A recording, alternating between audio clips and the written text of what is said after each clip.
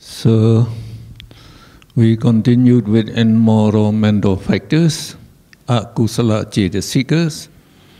There are 14 of them, and they are really the bad forces in the universe.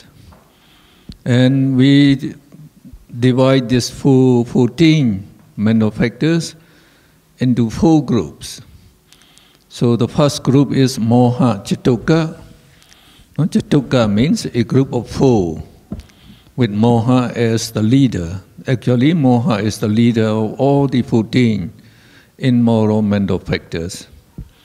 So moha is avijja. We also call it avijja because it blinds our mind not to know the real nature of things. And usually we translate it as ignorance and delusion. Ahirika is lack of moral shame or impudence. So we feel ashamed. We are not ashamed to perform evil actions. Anuttapa, lack of moral dread, and we are not afraid to perform evil actions. And uddhacca is restlessness. And these 4, they associate with all the 14, the 12 immoral minds. And because of that, we call them akusala sadharana. Sadharana associate with all akusala cetas. Ya. Sekarang kita memulai masuki faktor-faktor mental yang tidak bermoral. Ya, tadi yang pertama kan yang bersifat menyeluruh ya. Sekarang kita yang kelompok tidak bermoral, akusala cetasika. Di sini kita mendapatkan ada 14 cetasika yang dikatakan secara etisnya itu dia tidak bermoral. Jadi mereka dapat dibagi menjadi 4 kelompok kecil. Yang pertama yaitu moha catuka, sering kita sebut juga dengan akusala sadarana cetasika. Ada 4. Jadi grup tersebut adalah pertama moha atau avijja.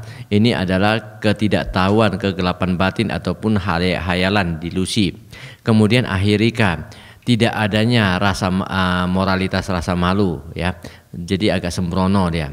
Kemudian anotapa, tidak adanya moralitas, rasa takut dalam melakukan kejahatan ya. Jadi ceroboh sekali. Kemudian udaca, tidak tenang ya, khawatir dan perhatiannya mulai gampang teralihkan. Lobha tri means 3 in Pali. So with lobha as the leader. And lobha we also call it raga and tanha. So lobha is greed. Raga is lust. Actually we translate it as lust. And the tanha is craving, also sense desire and attachment. Ditthi is the wrong view, mana is conceit or pride.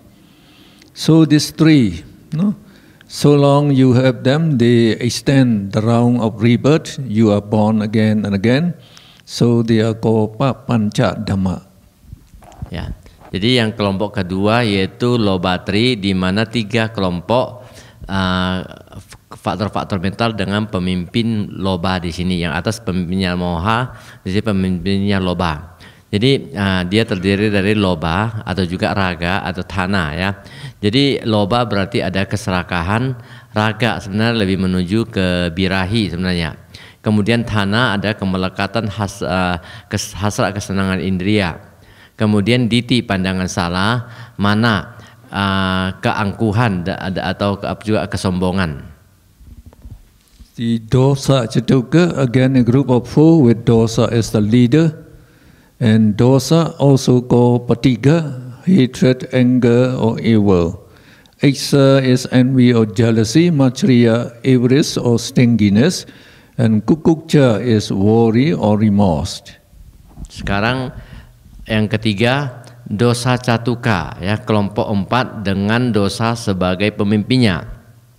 Jadi kita lihat di sini yang ini dosa atau disebut juga patiga. Di sini adalah kebencian, kemarahan dan juga niat jahat. Kemudian isa di sini adalah iri hati, ya cemburu. Kemudian macaria, kekikiran, pelit. Ya. Kemudian udaca, khawatir dan penyesalan. And entry is the last three. So we also call them dull and wavery ones. Tina is sloth and Meda is torpor. No, they make you lazy and idle. And Vicikiccha is skeptical doubt about the Buddha, Dhamma, etc.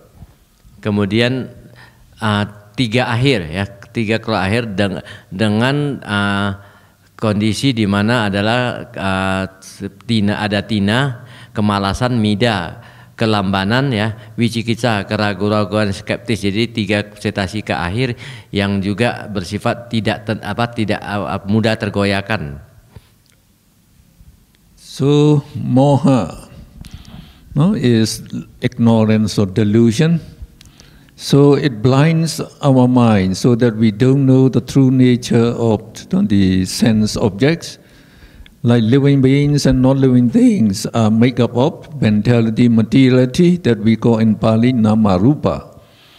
So this nama rupa, no, as they are arising and perishing very rapidly, they have the common characteristics of anicca, impermanence, dukkha, suffering, anatta, not self. So this is the three common characteristics actually. And living beings are not beautiful, so they also have the characteristic of asubha, loathsomeness. Moha kegelapan batin atau tadi hayalan. Jadi moha adalah suatu kebodohan atas sifat sesungguhnya daripada sebuah objek indera. Jadi kita ketahui bahwa makhluk hidup dan makhluk mati atau benda mati di sini adalah terdiri dari materialitas dan mentalitas dan materialitas. Jadi di sini adalah nama dan rupa yang mempunyai 4 karakteristik utama, yaitu anicca, ketidakkekalan, dukkha, penderitaan, dan anatta, ini ketiadaan diri. 3 ini sebenarnya merupakan sifat umum daripada makhluk hidup. Namun kita juga ada mempunyai sifat yang tambahan, yaitu asubha, kejijikan. Now, as moha weighs our mental eyes, so we cannot see the extremely rapid and incessant arising and perishing of mentality and materiality. So we have the opposite concept about living things and non-living things. Instead of nature, we take its nature permanent.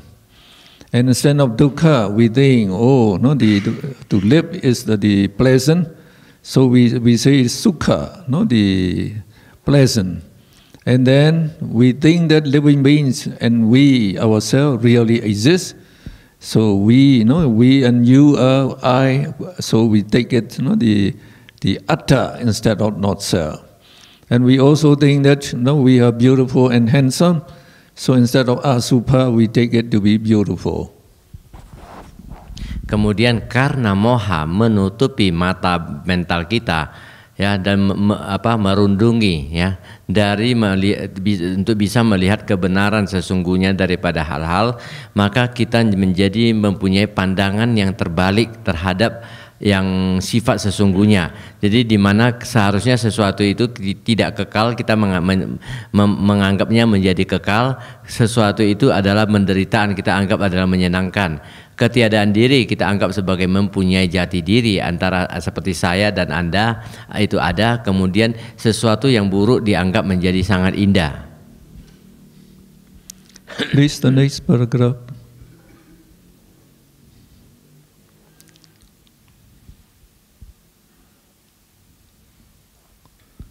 Now, I like to compare moha with the director of a movie film. The director, he directs everything for the actors, to how to act, but we cannot see the director on the movie screen. The same thing, because moha give us the wrong vision. That sense, objects are beautiful and enjoyment of sense pleasure is very pleasant. So like lopa, they make us to enjoy sense pleasure as much as possible.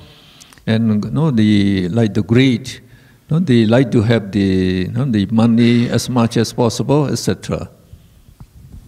Jadi di sini mau ditunjukkan bahwa moha itu juga sama seperti seorang sutradara dalam sebuah film, di mana ia hanya mengarahkan setiap gerakan, setiap hal, setiap acting di sana. Tetapi kita sendiri tidak pernah melihat sutradaranya itu di dalam filmnya sendiri, ya, dia berada di belakang film. Demikian juga moha, dia ada di dalam belakang daripada kesadaran kita sebagai faktor mental yang senantiasa mempengaruhi kita untuk bertindak hal-hal yang tidak benar. Moha also blinds our knowledge. So, with regard to, so we don't know the karma is a result, and we don't know our past existence and future existence, and we don't know the full noble truth, so that we cannot get enlightened. Juga moha membutakan pemahaman kita, pengetahuan kita yang hubungan dengan karma dan akibatnya, tentang kehidupan lampau dan kehidupan akan datang, dan juga 4 kebenaran Arya, sehingga kita tidak dapat mencapai ke tingkat pencerahan. So as moha blinds us not to know karma in result, there's a rika, moral shame, moral shamelessness. So, it's very active. So it makes us not to be ashamed to perform evil actions, and anotapa, we call moral fearlessness. It also makes us not to be afraid to commit evil actions. So these two, they are very prominent in the wicked persons. Ya, jadi karena moha tersebut juga telah membutakan mata batin kita, sehingga kita menjadi timbul ahirika, yaitu tidak adanya moralitas rasa malu, di mana seseorang itu bisa melakukan kejahatan-kejahatan, tindakan tidak bermoral itu dengan tidak mempunyai rasa malu. Juga karena itu juga munculnya anotapa, yaitu tidak pernah takut melakukan hal-hal yang buruk atau yang salah sekalipun. And the next one is uddhacca, restlessness. It makes our mind restless so that we cannot think properly. Uddhacca itu ketidaktenangan atau khawatir. Jadi uddhacca adalah ketidaktenangan daripada batin yang dapat seperti bendera yang berkibar.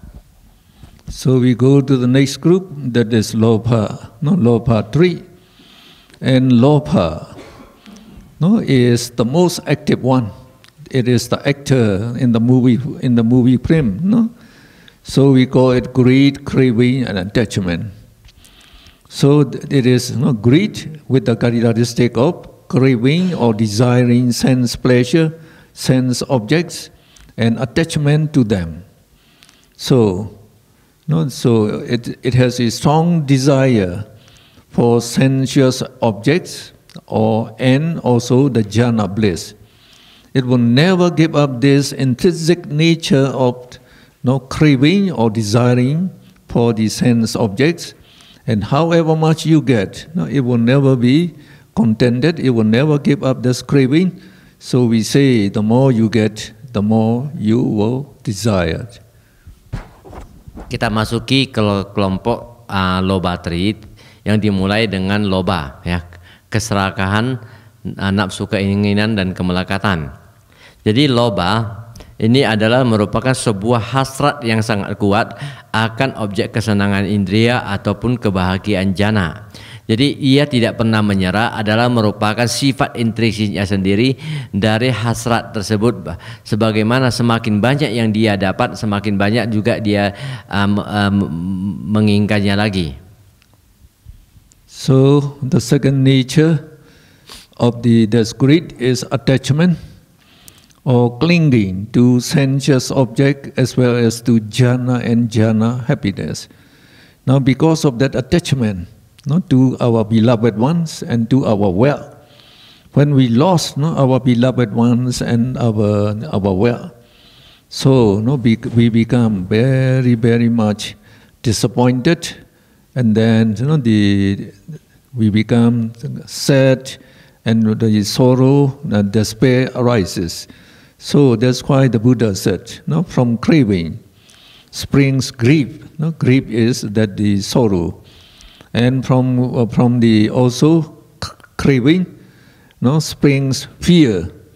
If we have no craving, there will be no grief or no sorrow and no the fear anymore. Okay. Jadi sifat kedua daripada loba adalah kemelekatan atau mencengkram kepada objek indera tersebut ataupun ke bagian jana. Jadi semakin kuat kita mencengkram kepada objek kesenangan indria, seperti halnya ketika kita begitu melekat kepada pasangan hidup kita, maka ketika kita berpisah dengannya maka akan timbul suatu kesedihan yang lebih sangat tinggi. Jadi dikatakan karena loba bisa muncul kesedihan dan karena kemelekatan bisa muncul rasa takut. In monkey catcher, once saw some the monkeys on high tree. So he could not shoot them with his arrow. So he want to catch them. So he cut the trees and collect all the sticky gum, and he hit them together. So to get the monkey catching glue, they say, very sticky. So what he did is, with the stick, he take this this gum and glue, and he apply on the trunk of the tree, big trees. So those monkeys are very, they are curious. They were watching him, what he's doing.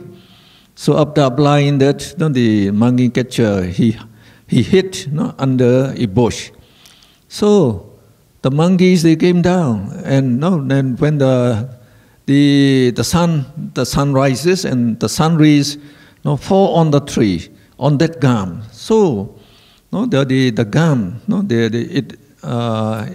it splits the sunlight into various color, like the rainbow.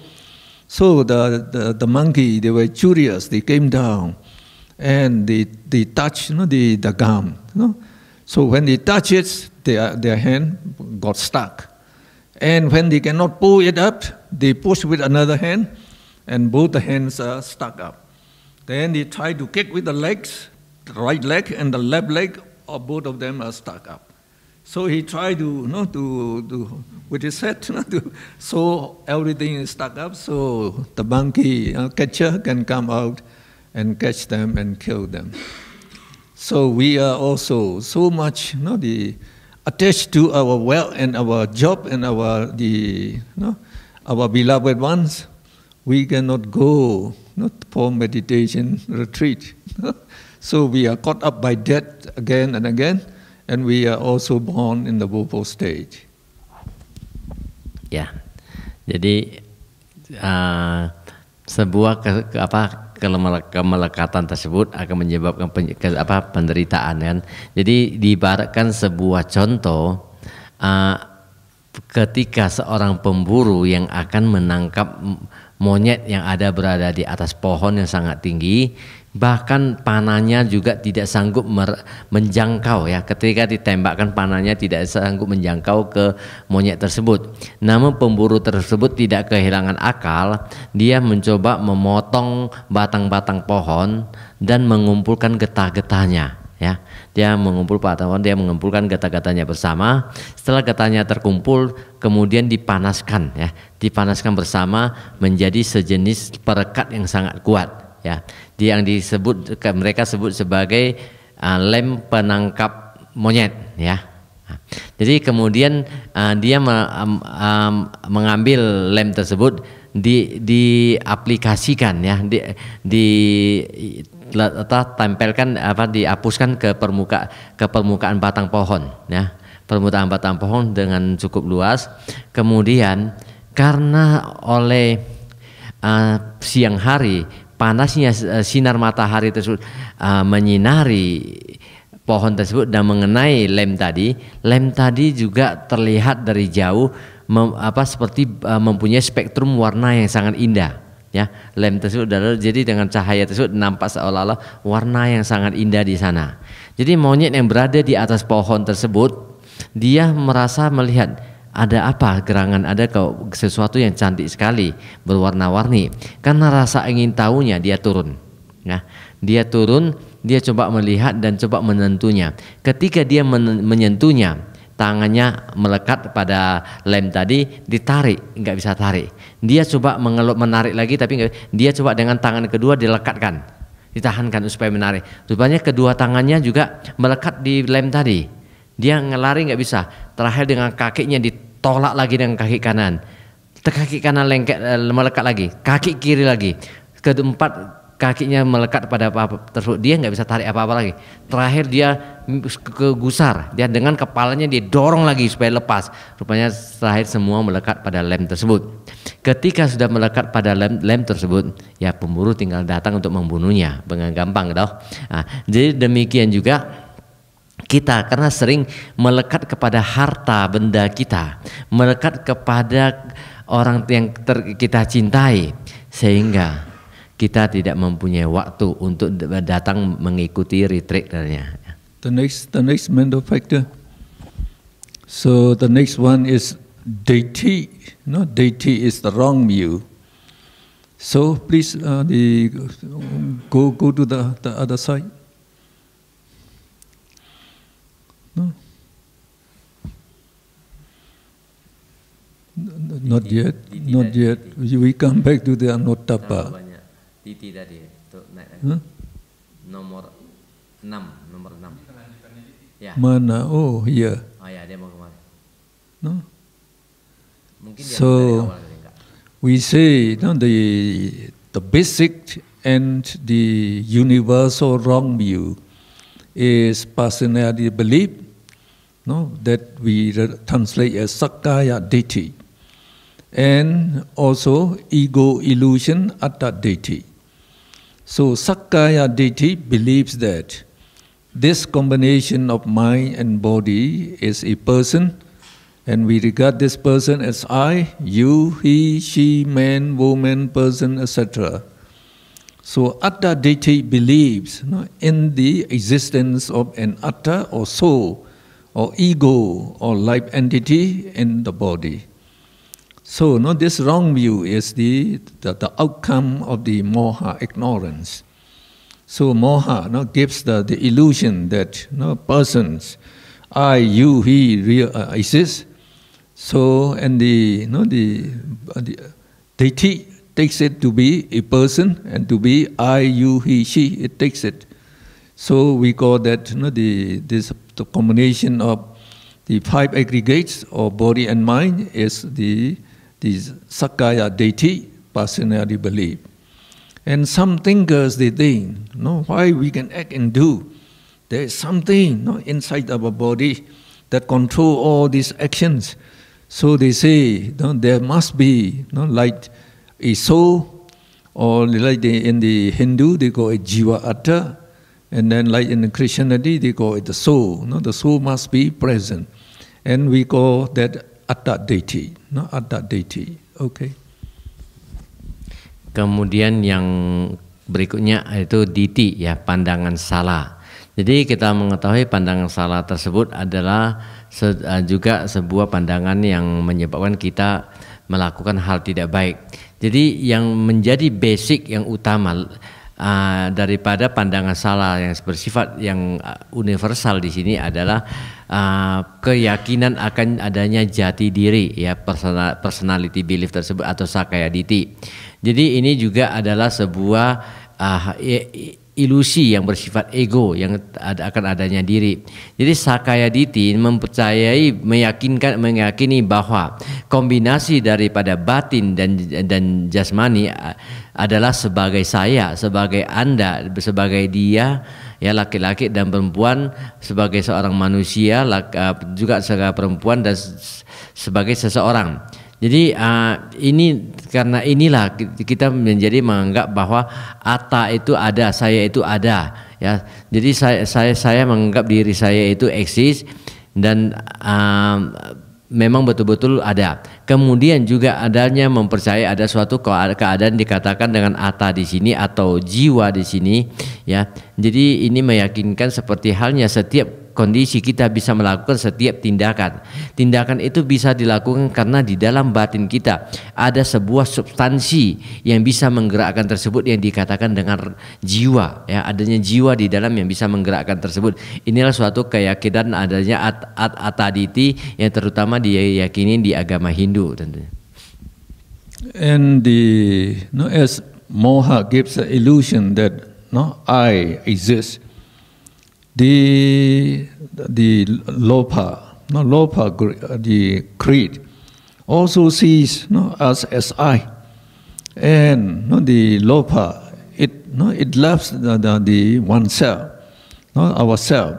Most the Buddha said, atta sama pimanati, atta sama pimanati. There's no one that you love as much as you love yourself. Or in other words, everyone loves himself or herself most.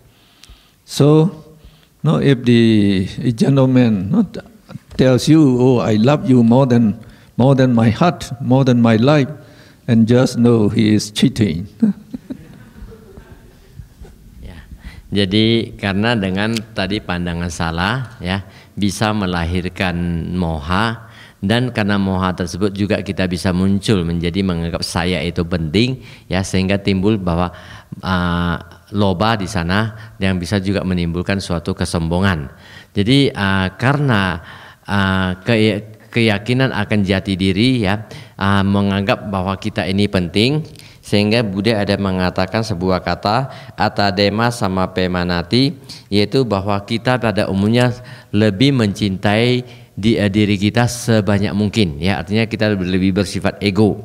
Jadi Dr. Mon tadi mengingatkan para wanita cantik, jangan percaya gombal lelaki ya, bahwa kalau dia mencintai Anda melebihi dia mencintai dirinya sendiri kan. Kalau iya, buktikan Anda bawa dia berdua pergi ke plaza, di luar plaza minta teman Anda todong kalian berdua, dia lari duluan, saya yakin ya.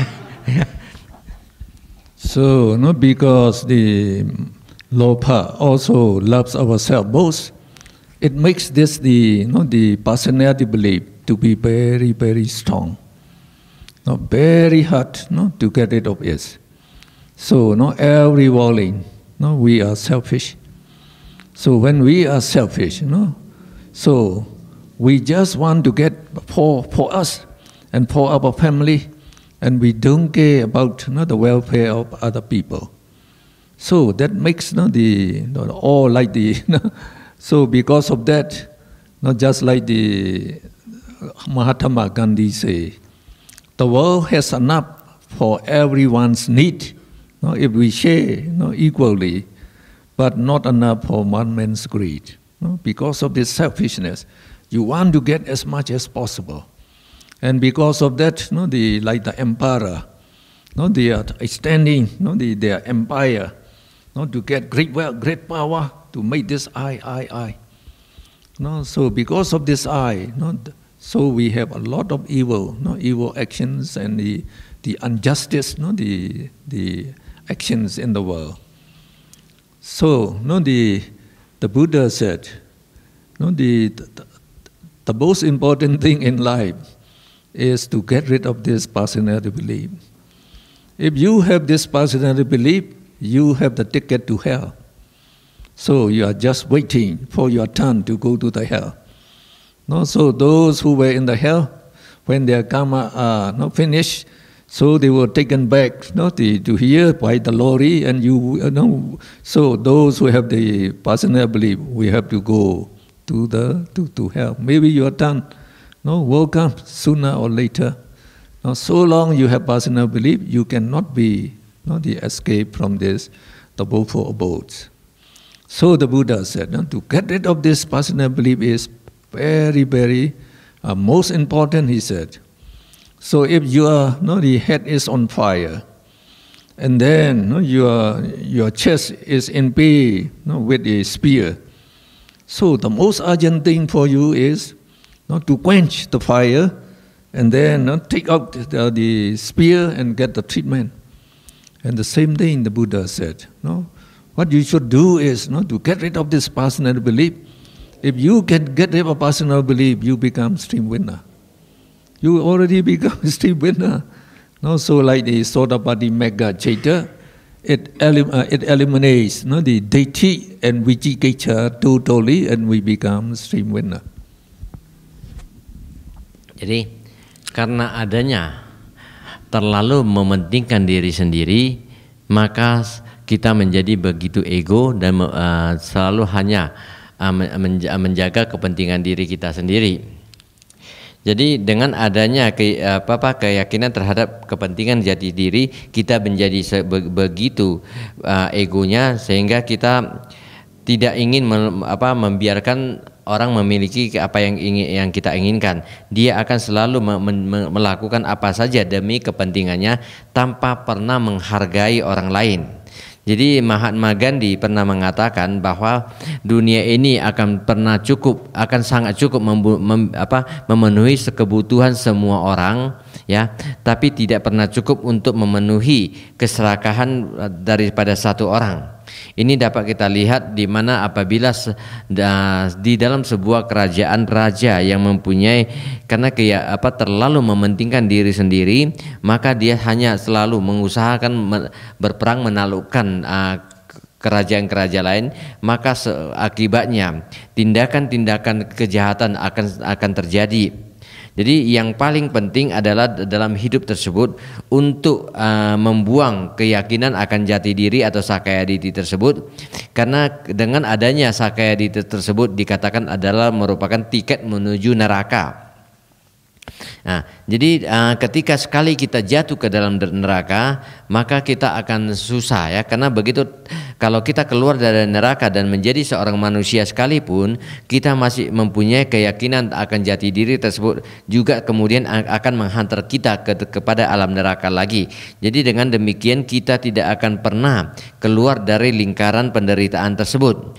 Dikatakan tadi ini kalau diibaratkan ketika rambut kita terbakar oleh api ataupun dada kita tertancap oleh tombak, ya, kita dibandingkan dengan membuang keyakinan akan jati diri atau Sakayaditi, membuang Sakayaditi jauh lebih penting daripada memadamkan api di kepala dan mencabut tombak dari dalam dada, ya. Jadi lebih penting Sakayaditi ini dibuang. Karena begitu Sakayaditi tersebut berhasil kita buang, maka pada saat itu sebenarnya kita sudah mencapai ke tingkat Sotapanna. Karena dikatakan kalau kita melihat seorang pemasuk arus, begitu dia mencapai pemasuk arus, dia sudah membuang pandangan salah, ya, terutama pandangan salah terhadap Sakayaditi tersebut dan juga keraguan-raguan. And mana is also a byproduct of moha and lobha. No, so mana also looks ourselves as I, and again. No, it takes the view that I am the best. No, I am the most beautiful. I know most. No, I have no equals in the world. So, no, as we have a saying in English, pride will have a fall. So this pride is not good, no. So the people will hate you, and you will be, you will fall from the high position, and also you will go to the woeful abode when you die.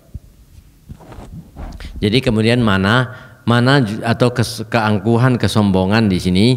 Jadi mana dia juga seperti halnya Diti adalah merupakan produk yang dihasilkan oleh moha dan loba. Jadi akibat dari pandangan salah kita menganggap kita ada sehingga kita menjadi sombong jadinya. Jadi dikatakan di sini ada sebuah kata bahwa kesombongan akan menyebabkan kejatuhan kita, ya. Jadi dengan kesombongan tersebut membuat kita terlalu angkuh dan kita bisa jatuh dari dari posisi tinggi kita ke bawah, bahkan bisa menyebabkan kita terlahir di alam penderitaan. So dosa is anger, hatred, or evil, and it is the most destructive element in the world. And you should be careful. Before it destroys others, it will destroy you first. No, like even a very beautiful, the lady So if anger arises, she will become very ugly. And then, and normally when we encounter a desirable sense object, the lobha arises. And when we encounter with undesirable object, then aversion, not anger, arises. And this anger, please, the next, destroys one first before it destroys others. And not only inflicted dosa, that anger that you quarrel with others, and you become very cruel and torture the living beings, and even kill them. No, the depressed dosa is also very dangerous. So when we feel sad, and we are depressed, and then we have the bento depression, and when we have stress and strain for having so much work to do, so anger is arising at that time, and they are burning our mind. So you will have many diseases. So they say, if you have anger, if you are eating, if you are angry, don't eat anymore, because your digestive system does not work anymore. It will also produce a lot of the hyperacidity, and not the same thing.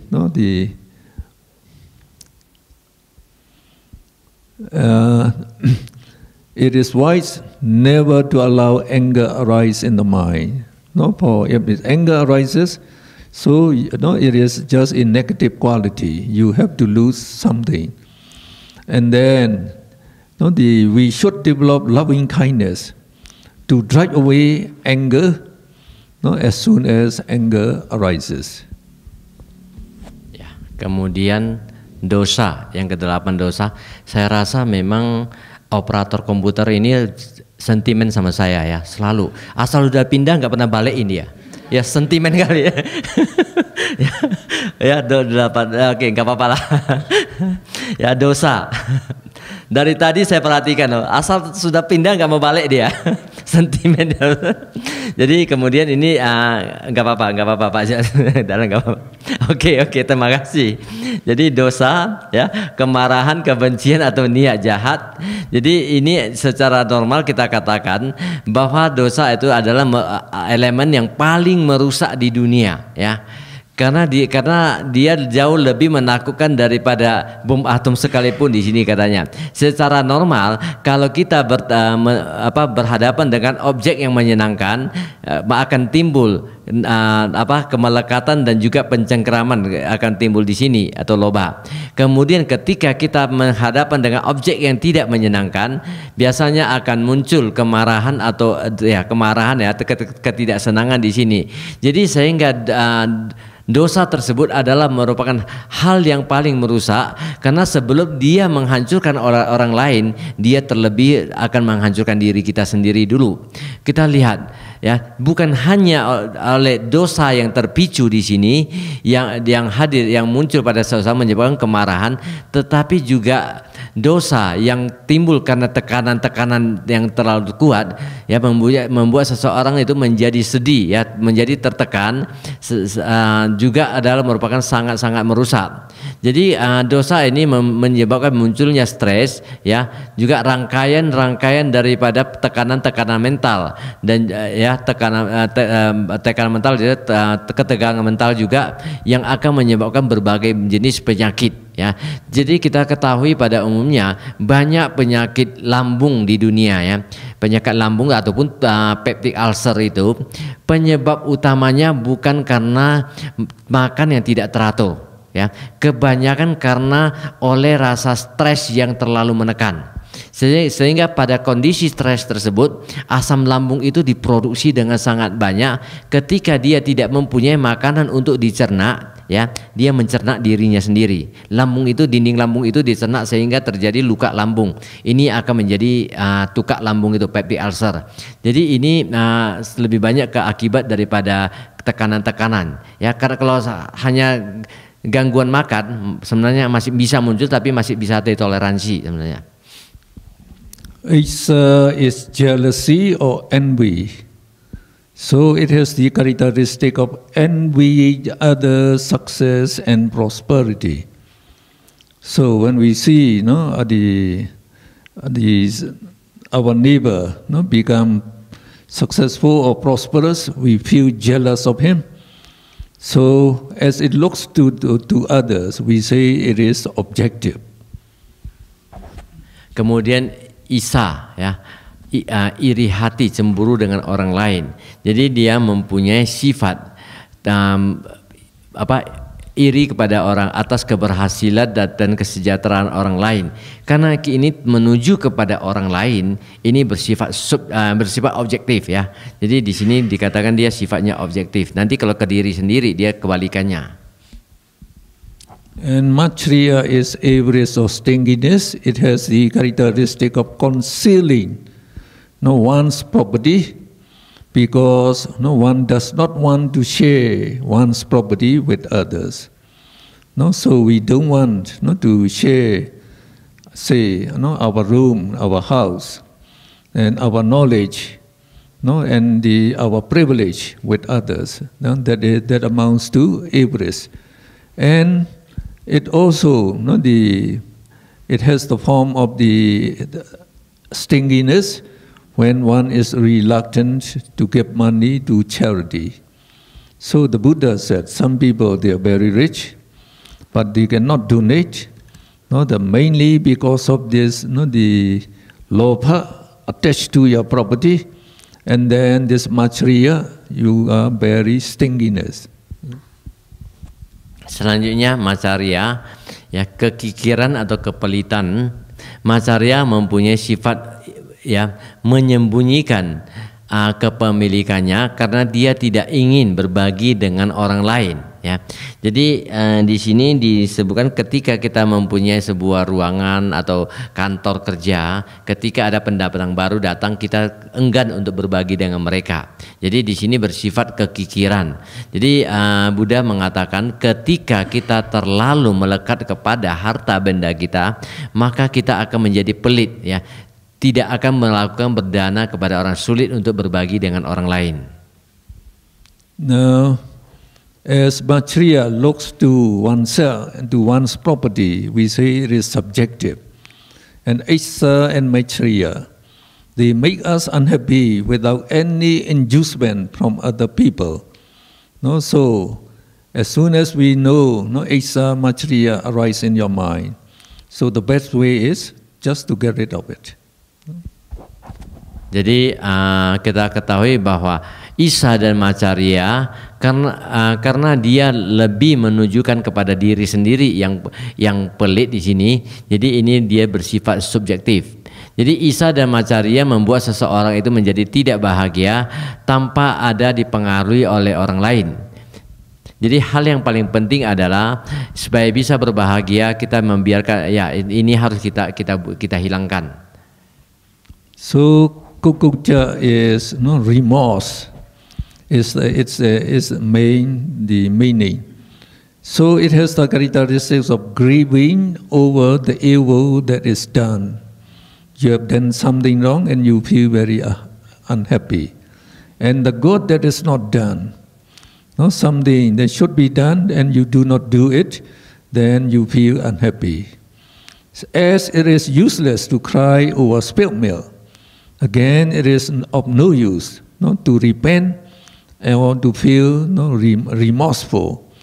So the best thing is not to make such a mistake again, and then try to do what you should do at the moment.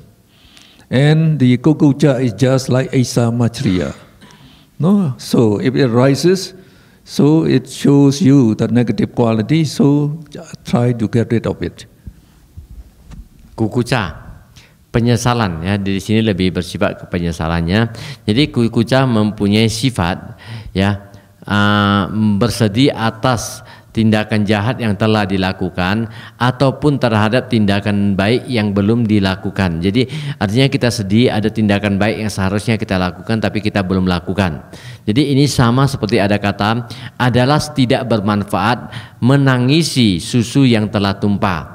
Jadi kalau susu itu sudah tumpah tidak perlu ditangisi lagi. Toh kita tidak sudah tumpah ya tidak bisa diminum lagi. Buat apa ditangisi? Nah, jadi ini adalah juga dikatakan adalah tidak bermanfaat untuk meratapi atau merasa menyesal tentang hal-hal buruk yang telah dilakukan. Jadi karena Isa Macarya dan Kukuca di sini dia juga merupakan hal yang tidak bajik, sebaiknya ini juga harus dibuang. And Tida is sloth. So we say it is the shrinking state of the mind, like a cock's feather before fire. So if we place a cock's feather in front of near the fire, so it shrinks. So the same day, the tina makes the mind to shrink. It is the sickness of chitta, and it makes the mind inactive. So, okay. Tina kemalasan di sini. Jadi tina diibaratkan suatu kondisi batin yang menciut, ya. Dia menciut bagaikan itu bulu ayam yang kalau kita ambil bulu ayam kita dekatkan ke api, belum sampai ke api aja dia sudah menciut, ya kan? Dia menggulung. Jadi ini tina juga sama dengan itu, dia di suatu kemalasan. Ketika seorang merasa malas, maka di sini wirya menjadi sangat tidak ada wirya atau usaha di sini. Jadi ini dibawa pengaruhnya daripada mida tinat ataupun kesakitan daripada kesadaran. And mida is torpor. It is the sickness of mental factors. It makes the mental factors to be inactive. So we say more it is the morbid or inactive state of mental factors. So the sloth and torpor makes you not to be lazy, idle, so that you will not do meritorious deeds. And they are they always associate together, sloth and torpor, and they oppose virya. If your virya effort is weak, then your mind will be influenced by the sloth and torpor, and you become lazy, idle. So even sleepy. So when you meditate, so we say it is one of the nivarana. Yesterday we say about hindrance. So it makes you sleepy. Okay. Mida, kelambanan. Jadi mida adalah suatu kondisi keadaan mental yang tidak aktif. Ini adalah penyakit daripada mental. Tadi di atas kan tina itu sakit daripada cita, ini adalah mental. Jadi di mana hal tersebut membuat seseorang itu menjadi tidak aktif dan ini adalah di bawah pengaruh daripada mida. Jadi kita ketahui bahwa tina dan mida mereka selalu muncul sering bersamaan. Jadi di sini dikatakan ketika hal tersebut kita menjadi sangat mudah ngantuk dan sangat malas. Ya, jadi bahkan ketika bermeditasi ini yang membuat kita malas untuk bermeditasi. And the last one is Vicikiccha, skeptical doubt. We say it is a doubt about the Buddha, the Dhamma, the Sangha, and the meditation. So it is only the doubt about meritorious deeds. Our ordinary doubt is not Vicikiccha. And when you have doubt about the Buddha, the Dhamma, the Sangha, you don't pay respect to the triple gem. So that would be a great loss to these people. So it is a negative quality, and we have to get rid of it, and we have to develop the obeisance, homage to the triple gem. Selanjutnya Vicikicca, keraguan-raguan yang skeptis, yang sangat tajam. Jadi di sini Vicikicca dia merupakan sebuah keraguan-raguan terhadap Buddha, Dhamma, dan Sangha. Ini berbeda dengan keraguan-raguan terhadap berbuat sesuatu yang di luar. Itu berbeda dengan Vicikicca. Di sini adalah bersifat kepada Buddha, Dhamma, dan Sangha dan tentang karma juga pelatihannya. Jadi keraguan-raguan ini juga hal yang tidak baik yang harus kita buang. So please remember these 14 immoral mental factors. They are our greatest enemies. Our greatest enemies. They always influence our mind, not just to live with immoral minds and to perform evil actions. And they will send us, they are the one that will send us to the woeful state when we die. Jadi ingat bahwa ke-14 daripada faktor mental yang tidak baik tersebut adalah merupakan musuh kita yang paling utama, karena mereka juga adalah merupakan sifat buruk yang bisa mempengaruhi kita untuk kalau setelah kematian akan menghantarkan kita kepada alam penderitaan. Then we go to the third group, we call beautiful mental factors. There are 25. Sobhana, Cetasika, beautiful mental factors. We also divide them into 4 groups. So the first group we call Sobhana Sadharana. So there's the Sadharana is associated with. It associates with all the beautiful consciousnesses. So how many beautiful consciousnesses we have? This morning, we learn about beautiful consciousness. So we say only the first 30 are not beautiful, and all the remaining, that is 59 in brief and 91 Chetas in the broad method. So this 19 Cetasika associate with all of them, and they associate collectively, all 19 of them. They associate collectively. And then virati means abstinence, and it means abstaining from evil actions and evil speeches. And then apamanya means boundless states or illimitable. Illimitable means no limit. So, and then panyendriya is panya or wisdom. Okay. Sekarang kita memasuki faktor-faktor mental yang indah, atau kita sebut juga Sobhana Cetasika. Jadi kita di sini ada memiliki 25 Sobhana Cetasika yang dapat dibagi juga menjadi 4 grup. Jadi yang pertama disebut Sobhana Sadharana Cetasika, ada 19, di mana mereka bersekutu dengan semua kesadaran-kesadaran yang indah. Jadi tadi pagi kita sudah mempelajari kita ada memiliki berapa kesadaran yang indah, berapa kesadaran yang tidak indah.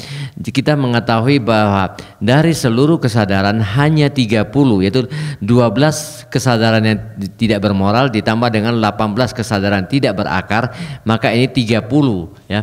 30 kesadaran yang tidak indah. Sisanya kalau dari 89 yang secara singkat kita mendapat 69, dan kalau dari 121 metode luas kita mendapat 91 kesadaran yang indah. Jadi ke-19 semua faktor mental yang indah ini yang mempengaruhi yang membuat kombinasi daripada kesadaran indah. Kemudian virati 3 ini berhubungan dengan keberpantangan atau ketidakhadiran daripada tindakan-tindakan bermoral, ucapan tidak bermoral, dan kehidupan yang tidak bermoral. Kemudian apamanya 2 di sini adalah berhubungan dengan suatu keadaan yang tanpa batas. Jadi dia tanpa batasan yang dia berkembang sangat luas.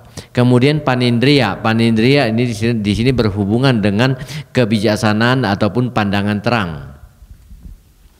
So the first group, Sobhana Sadharana Cetasika, beautiful essential mental factors.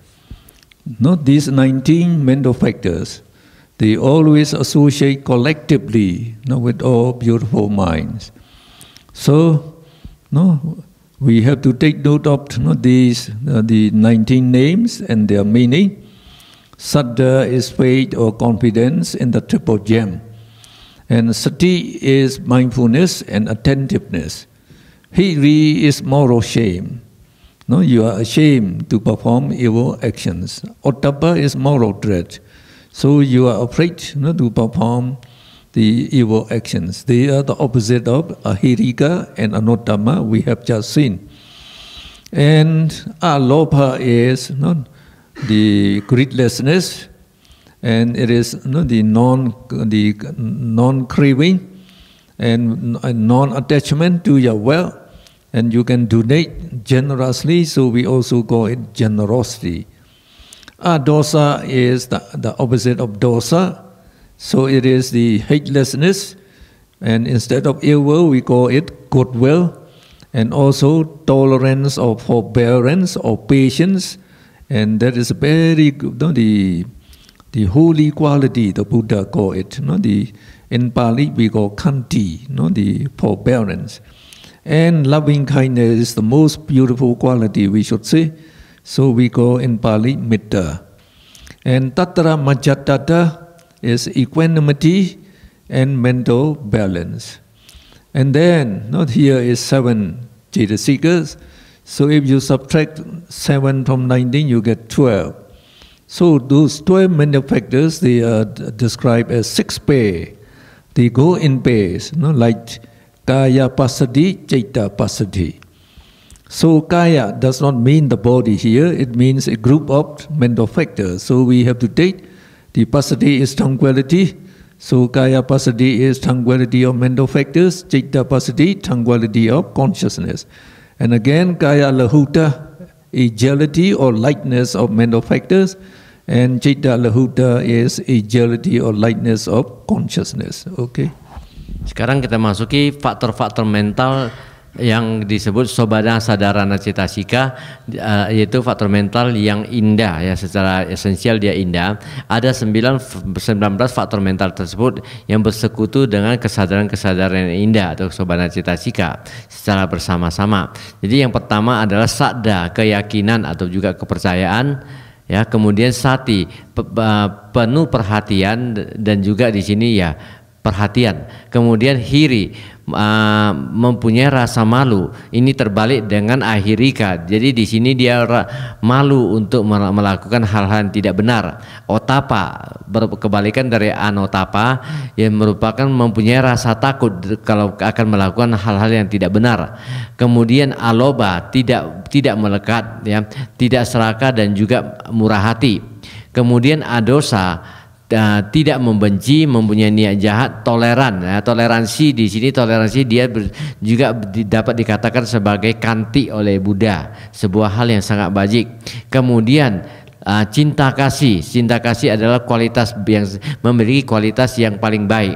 Kemudian tatra majjhattata, keseimbangan daripada faktor, keseimbangan daripada mental. Jadi di sini kita melihat juga ada setelah dari 19 faktor-faktor mental, kita sudah melewati 7, tinggal 12. 12 tersebut dia disebut dengan berpasang-pasangan. Jadi 12 itu sama dengan 6 pasang. Yang pertama yaitu kaya pasadi dan citta pasadi. Kaya di sini dia merujuk atau diartikan sebagai faktor-faktor mental, sebenarnya bukan ke jasmaninya ya, tetapi dia merujuk kepada faktor-faktor mental. Jadi kaya pasadi, ketenangan daripada faktor-faktor mental. Citta pasadi, ketenangan daripada kesadaran. Kaya lahuta, keringanan atau kecekatan daripada faktor-faktor mental. Citta lahuta, kecekatan ataupun keringanan daripada kesadaran. Kaya mudita, elasticity of mental factors. Citta mudita, elasticity of consciousness. Kaya kamanyata is adaptability of mental factors, and citta kamanyata, adaptability of consciousness. Kaya pagunyata, proficiency of mental factors, and citta pagunyata is proficiency of consciousness. Kaya ujugata, actually it is also kaya ujugata.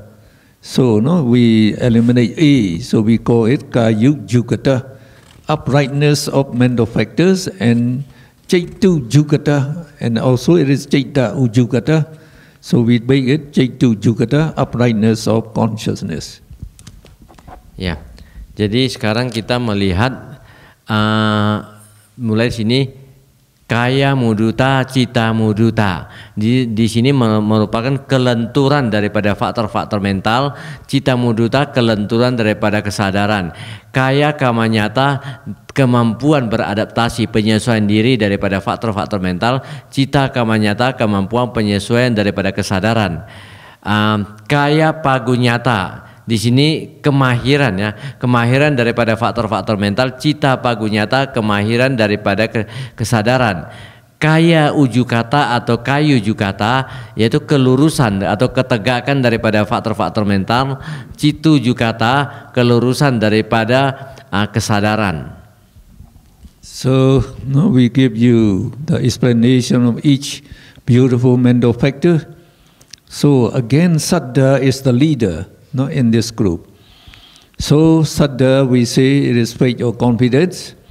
So no, it is the well-established confidence or faith in the three jewels. So the Buddha, the Dhamma, and the Sangha are taken to be the most precious jewels.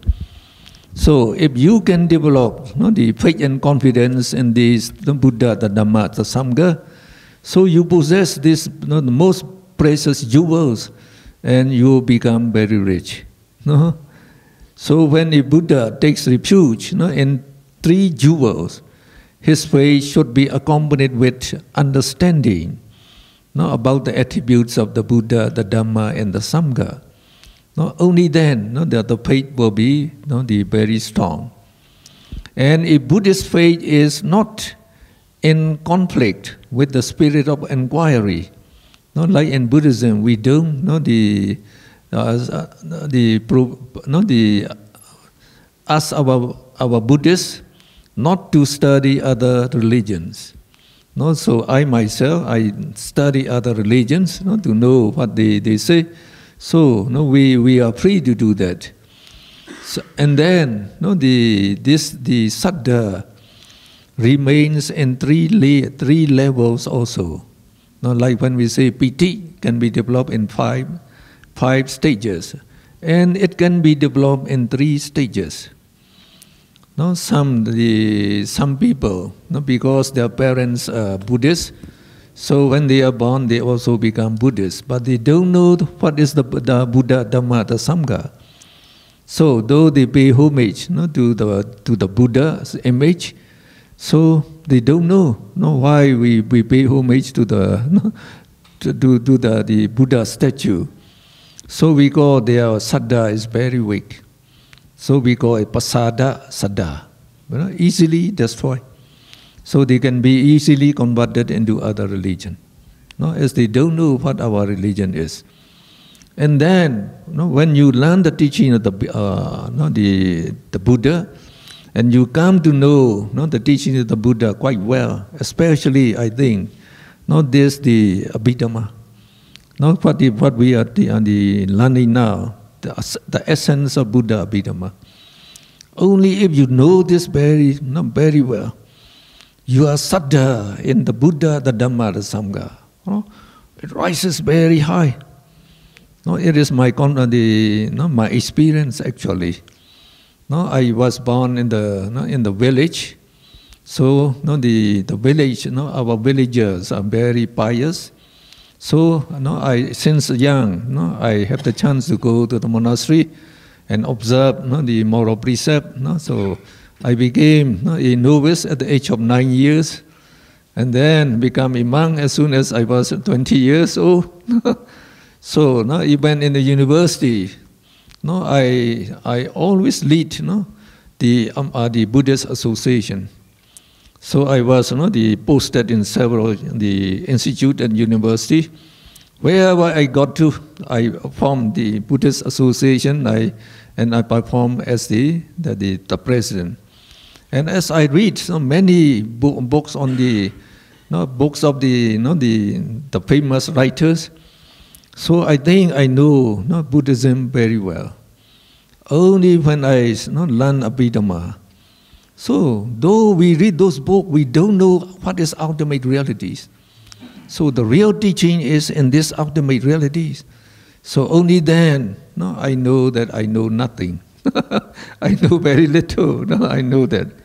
And luckily also, when I was, I think 46 years old already at that time. And I was in the Institute of Education, president of the Buddha Association there. And only that time, one of my demonstrator, she asked me, "Teacher," she and her, the father-in-law, they are teaching Abhidhamma. So from the Patan Sayadaw. Patan Sayadaw he's the foremost in the Patana, the treatise. He also wrote the books for the Polytech Society of London, in English. So, would you like to come? Okay, I will come along. So, only then I started to listen about Abhidhamma. And the monk was very old at that time, 78 years old. So he said frankly, devotees, I can teach you only 15 minutes a day. And he was bedridden. And he can talk only 15 minutes. So just every day, 15 minutes, little. I don't know what Abhidhamma is. So then the man, so he is the disciple of the very learned monk. So he taught Abhidhamma. He said, whoever interested can come, and then Saturday and Sunday. So he taught 2 hours. So I went to attend again. And he taught very interestingly what he knows, but he is not a very educated man. So what he taught is only about the 40 pages. We have to copy it, what he writes down on the blackboard. And he asked us to appear for Abhidhamma examination. So we put up the form, and I thought, oh, Abhidhamma is very little, just 40 pages. So I will read only when the examination becomes close. So definitely 14 days just before the examination. So I remember, I have to appear for Abhidhamma examination. So this Abhidhamma examination is conducted every year by the religious affairs of the religious ministry. So it is open to all. All layperson and nuns, they can appear for it. Whatever is your age, you are allowed to appear. So I said, as a university, the lecturer at that time, I was lecturer. So if I fail, it's very, very shameful. So if I pass ordinarily, it will be also a shame, very shameful. So only if I stand first, in the examination, then it will be nice, I said. So actually, throughout my the university student career, I always aim for the first position. And actually, in the Yangon University, when I graduated up to the honors level, so I won 3 gold medals, but standing first in these classes.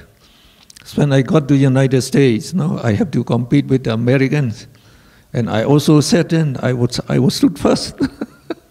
So when you work hard, not just like we say, Virya and Chanda and Virya are the key to success, I told you. So those Americans, they look down on us. We are very small compared with them. And we are, they thought that, we are not intelligent like them. So at the first year, I have to compete with them. I have to try very hard, actually. So the next year began. A letter came to me from the university. You are awarded university fellowship. So that means in our class, I am among the top students. So they give us fellowship. I lived for 2 more. I studied 2 more years. I got fellowship for 2 more years again. So with that man, they also give us, they make us free. Very good, that fellowship. They make us all the tuitions free of charge. And they also awarded us the $1,750. So at that time, it's very precious. So 2 years I can buy a car and bring home 1 car at that time. So now, I said, if I appear the examination, I must prepare it. You must be prepared. If you want to stand on the first there, so you don't know what is the question is. So I went to the department of that religious affairs and asked for one set of questions. So they make it 3 questions for this book. So that night I came home and tried to read the question. I didn't know anything of the question. Not only to answer, I even don't know what the question is. So that means our knowledge is almost zero at that time. So I was scared at that time. Oh, the head becomes big. So I said, what should I do? No, with this, I have only this, what the teacher taught. So only then I know the previous year, one of my students, from the Institute of Education, after graduation she became a nun, and then she appeared for that examination. She stood first. So I asked her, now what should I do? I'm going to appear for the exam, but I cannot answer any question. Well, you have to. Don't you know the prescribed book? And even the prescribed book, I don't know. I don't know. Well, no, it is that book that is prescribed. You should read it, and that is written by the Mahagandayung Seado. He's a very learned man, and he also wrote another book, the explaining in more detail. If you can read the 2 books, then you can answer very well. So I remember it is 10 days only I have the chance to read. So I am still working in the university. I didn't take any leave. So I read only at night. Now when you are like chanda, the wish and the effort is very high. Your ability becomes very, very strong. So those the prescribed book. So almost they cite also like this, like in Myanmar language, and he wrote half Pali and half Myanmar. So 10 days I try to read. One chapter I know very well, then go to another chapter. When I understand very well, go to the next chapter. So that means 1 chapter a day. So after I finish it, I understand it very well. I was very, very delighted. And my faith in the Triple Gem, I can know that it go rise up. So we call that the second stage, Okapana Saddha. So Okapana Saddha.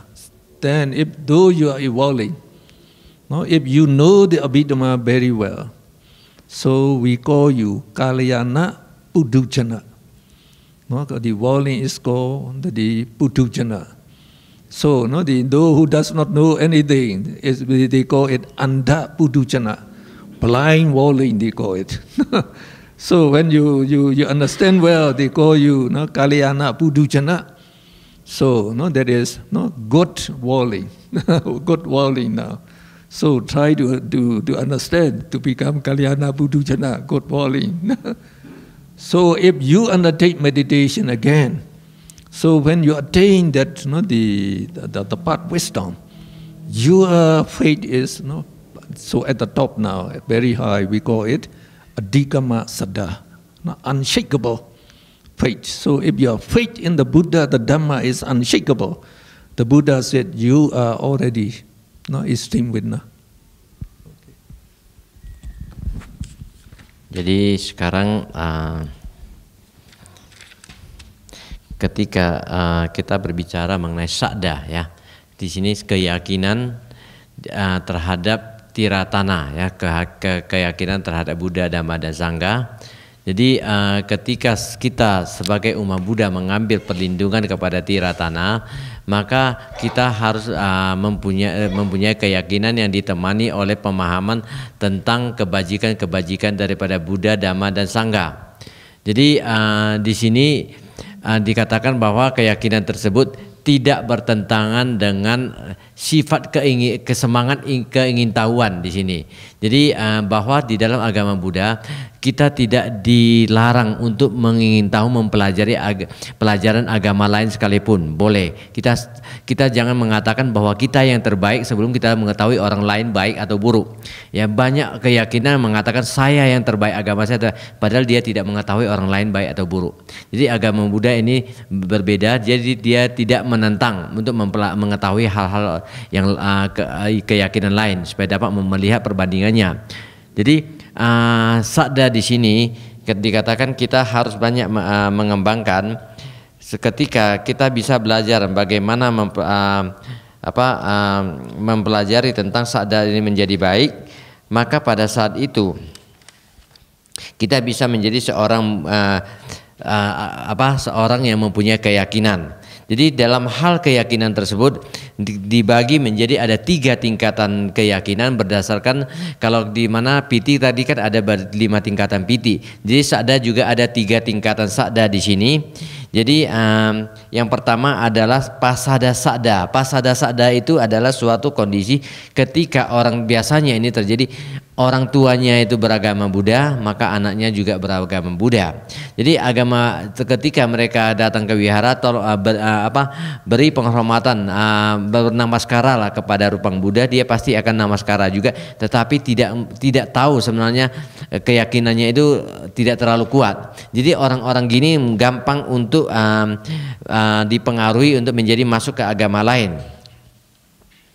Jadi keyakinan itu akan bisa menjadi kuat apabila kita bisa belajar tentang agama, atau apalagi mempelajari tentang abhidhamma tersebut. Hanya setelah itu maka keyakinan kita terhadap Buddha Dhamma Sangha akan tumbuh menjadi sangat kuat. Jadi Dr. Moon menceritakan kisah hidupnya, ya. Jadi bahwa berdasarkan pengalaman dia, ya, di mana beliau terlahir di desa pada usia sangat muda, ya, 9 tahun beliau sudah pergi ke wihara untuk menjadi seorang samanera, dan diharapkan pada usia 20 tahun sebenarnya beliau mau menjadi seorang biku. Namun karena dia harus pergi memasuki perguruan tinggi, dia masuk ke perguruan tinggi dan juga membentuk yang dinamakan perkumpulan atau asosiasi daripada umat Buddha di sana, mahasiswa Buddha. Jadi dari perkumpulan tersebut juga yang dibentuk, beliau juga adalah menjadi ketuanya. Nah, jadi kemudian pada saat itu beliau juga banyak membaca buku-buku Dhamma tentunya. Setelah banyak membaca buku Dhamma, dia merasa bahwa sebenarnya saya mengetahui agama Buddha cukup banyak, ya sudah banyak buku Dhamma yang saya pelajari. Tetapi begitu setelah dia mulai mencoba mengetahui apakah itu abhidhamma dan belajar abhidhamma, ya, setelah dia memahami abhidhamma, pada saat itu dia baru menyadari sebenarnya saya masih tidak mengetahui apa-apa, ya, saya masih sedikit sekali pemahaman yang saya ketahui. Nah, jadi ketika dia di Buddhist Association tersebut atau perkumpulan Buddhis, beliau juga adalah seorang yang ada presidennya di sana. Jadi pada saat itu ketika mereka di sana, beliau dikatakan ada pelajaran atau ujian daripada abhidhamma yang diselenggarakan oleh Departemen Keagamaan dari mereka. Jadi pada saat itu Dr. Moon merasa bahwa beliau perlu belajar mengikuti abhidhamma kelas. Pada saat itu beliau mengikutinya dari Patan Sayadaw, ya, seorang guru Patana yang sudah sangat senior, ya, artinya seorang yang sangat ahli. Beliau juga sebenarnya Patan Sayadaw tersebut juga bekerja untuk Palitech Society yang ada di London, ya, yang dimana yang buku-buku Tipitaka yang kita baca di sini banyak dari Palitech Society, ya, yang ada pada kita. Jadi beliau belajar dari biku tersebut, namun biku tersebut sudah sangat tua sebenarnya. Jadi beliau setiap hari mengajar hanya bisa mengajar 15 menit. Nah, jadi hanya belajar 15 menit, setelah beberapa kali belajar, jadi mereka mendapatkan sangat sedikit, ya. Namun kemudian setelah itu mereka juga berpikir bagaimana saya bisa Jadi kemudian ada biku lain yang juga cukup terpelajar yang ingin mengajarkan Abhidhamma. Bagi siapa yang mau datang aja ke saya. Jadi pada saat itu Dr. Mon juga ikut mengikuti kursus Abhidhamma tersebut, di mana setiap kali mengajar ini sudah bisa mengajar 2 jam. Jadi beliau juga bisa mengajar dengan sangat menarik, dan apa yang diajarkan itu hanyalah menyangkut 40 lembar buku pelajaran Abhidhamma yang diberikan. Jadi pada saat itu Dr. Mon setelah mempelajari 40 halaman, beliau mengatakan sebenarnya Abhidhamma cukup sedikit kok, saya mudah memahaminya, tidak terlalu susah. Nah, saya nanti hanya belajar ketika saya sudah mendekati ujian. Jadi beliau taruh aja karena cuma 40 lembar kan. Jadi begitu mendekati ujian, pada saat itu sekitar 2 minggu ya.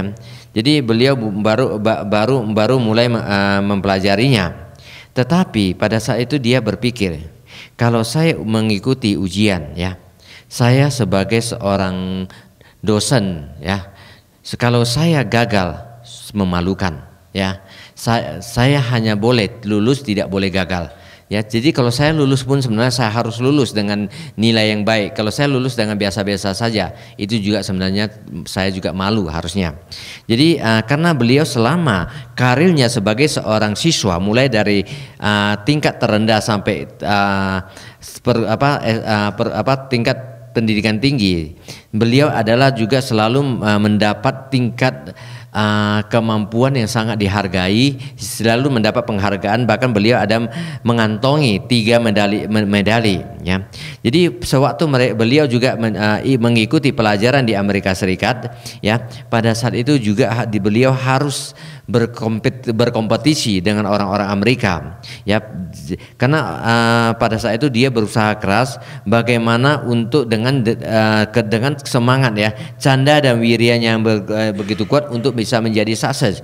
Pada saat itu di mana orang-orang Amerika selalu memandang rendah orang-orang dari Asia ya. Jadi dilihat dari segi badannya juga lebih kecil, dan juga dikatakan ini adalah orang-orang yang tidak berkualitas.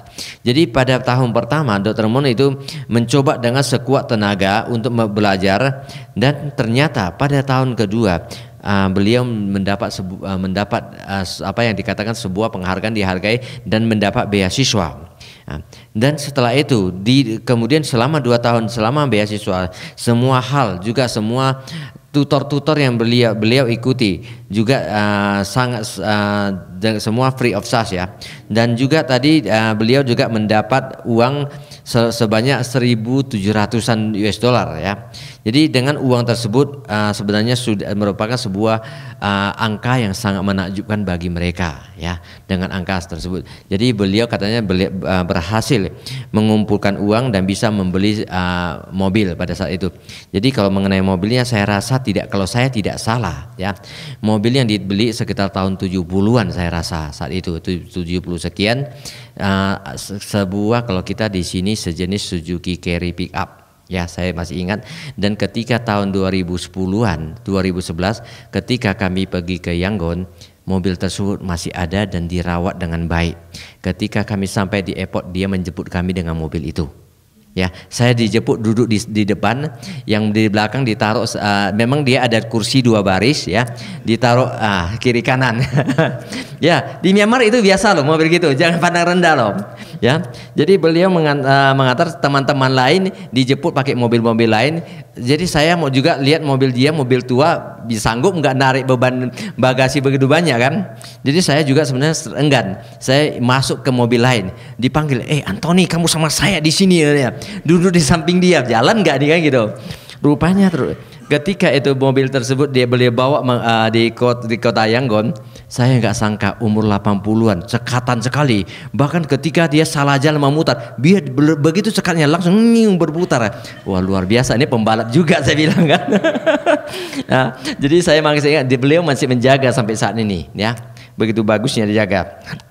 Nah, jadi kemudian setelah itu beliau juga kemudian waktu mau mengikuti ujian Abhidhamma, jadi beliau mencoba pergi ke Departemen Agama untuk mencari buku Abhidhamma, pertanyaan-pertanyaan Abhidhamma di sana.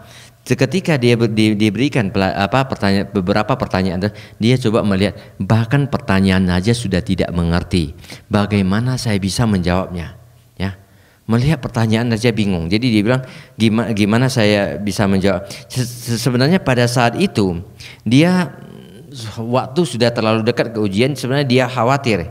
Ya, jadi untung ada seorang bekas muridnya yang sebelumnya setelah tamat menjadi seorang biku wanita, pernah mengikuti ujian Abhidhamma tersebut dan juga lulus dengan baik. Jadi kemudian dia mencari beliau mengatakan, tidakkah kamu tahu ada buku yang menjadi resep ujian?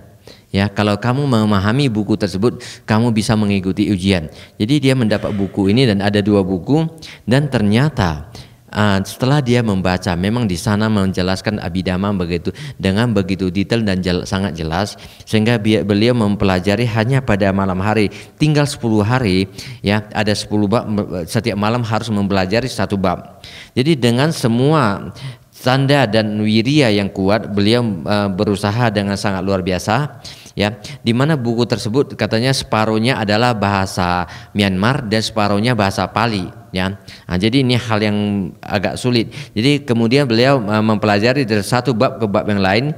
Kemudian setelah itu beliau baru sadar ternyata Abhidhamma itu begitu luar biasa, sehingga beliau sangat bahagia dan keyakinan terhadap Tiratana menjadi sangat kuat. Jadi dengan demikian setelah mempelajari dengan baik, maka dia mencapai dia mendapatkan suatu pemahaman dan keyakinannya itu disebut Okapanyasada. Ya, jadi kalau Okapanyasada jadi suatu keyakinan yang sudah sangat tinggi. Ya, jadi kemudian bagi seorang manusia yang sudah mencapai itu dikatakan kita sudah disebut sebagai Kalyana Putujana. Ya. Jadi Kalyana Putujana adalah orang awam yang sudah mempunyai keyakinan yang sangat tinggi. Ini yang terbalik dengan Anda Putujana. Ini adalah orang yang tidak punya keyakinan atau sangat rendah sekali. Nah, jadi kalau setelah dengan hal tersebut, ketika kita bermeditasi lagi dan kita bisa mencapai ke tingkat sampai keyakinan tidak tergoyahkan lagi, ya, seperti seorang pemasuk arus, dikatakan pada saat itu kita sudah meraih Adhikama Sadda. So, with the knowledge of Abhidhamma you gained in 6 days teaching, then you can read this book, you can understand them very well already. So if you just read very seriously, like I did for 10 days, then you can also appear for examination to stand first in the whole country and to become a Abhidhamma teacher. Jadi kalau kita dalam 6 hari ini bisa mempelajari Abhidhamma dengan baik, ya. Jadi kita harap suatu hari Anda juga akan bisa memahami apa yang seperti dialami oleh Dr. Moon, mempelajari Abhidhamma dalam 10 hari, mengikuti ujian dengan baik, hasilnya dengan baik. Jadi Anda juga mungkin bisa mengikuti ujian Abhidhamma. Ya, mungkin dari Pak Tan Agus nanti bisa mengarrange di sini Abhidhamma examination di Cibodas tersebut, ya. Jadi teman-teman kita bisa sama-sama maju, ya, kita ujian bersama, nggak apa-apa. Nanti saya coba Anda siapkan smartphone Anda, saya coba kalau saya tahu saya langsung kirim aja, aman ya? Hah? Oh iya, tapi itu bohong diri sendiri loh, hati-hati. Ya, jadi kalau lulus nanti Anda sudah dikatakan menjadi seorang guru Abhidhamma, ya. Now, Saddha is compared with the unique emerald of the universal monarch. So, if you place the emerald in warm, dirty water, it causes all the dirt to subside, and also all the heat to escape. So, you will get cool, clear water. So, in the same way, when Saddha arises in your mind, then we see all these 19 beautiful mental factors, they arise together and they can drive away all the defilements, with the Lopa, Dosa, Moha as their leader. So they have to run away. So your mind becomes immediately cool and clear. Okay. Jadi sakda juga dapat dibandingkan dengan batu jamrud ya, emerald batu jamrud ya, betul ya? Ya, batu jamrud daripada seorang raja adi duniawi, di mana jamrud tersebut jika ditempatkan di air kotor yang hangat, maka akan menyebabkan air tersebut, kekotoran tersebut menjadi mengendap dan semua panas akan hilang. Jadi sehingga meninggalkan air yang segar dan jernih. Jadi ini dapat dibandingkan sebagai sakda yang bersekutu dengan semua kesadaran di mana kekotoran batin seperti loba dosa moha sudah hilang, menghasilkan batin yang begitu segar dan jernih. When you are on a mountain, full of jewels, so you will regard yourself to be very, very lucky. But if you don't have the hand, you cannot pick up the jewels. Now, actually, to come in contact with the teachings of the Buddha is more fortunate than to be on the mountain of jewels. Because if the saddha is very strong, then now you can perform many meritorious deeds, and you can get billions of the good karma, which are much more precious than the jewels. Jadi di sini juga sakda dapat diperbandingkan sebagai tangan yang dapat mengambil permata jika kita cukup beruntung ya. Jika kita cukup beruntung bisa berada di puncak gunung yang penuh dengan permata. Jadi sebenarnya seseorang itu jauh lebih beruntung bila bisa berjumpa dengan ajaran Buddha daripada berada di atas gunung permata. Jadi karena dengan sakda seseorang bisa mendapatkan atau bisa melakukan perbuatan bajik yang nilainya jauh lebih tinggi daripada permata. Ya, jadi ini dikatakan di sini apabila kita mempunyai keyakinan ya itu jauh lebih tinggi daripada permata apapun. So when the Buddha, he tried to tame the giant, the very powerful giant we call Alavaka giant.